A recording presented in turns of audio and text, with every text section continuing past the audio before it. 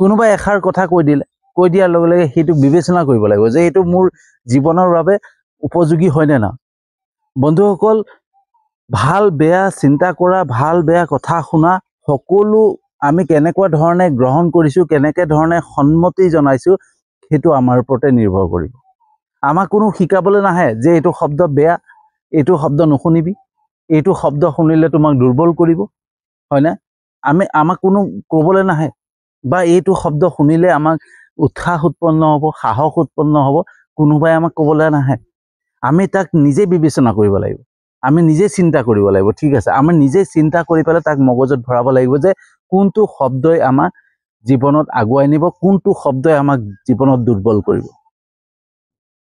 ঠিক আছে, তো বন্ধুসকল, শব্দত পাৱাৰ আছে, শব্দত, প্ৰত্যেকটো শব্দত শক্তি আছে। পাৱাৰ অফ ৱৰ্ড, সেইকাৰণেই কয়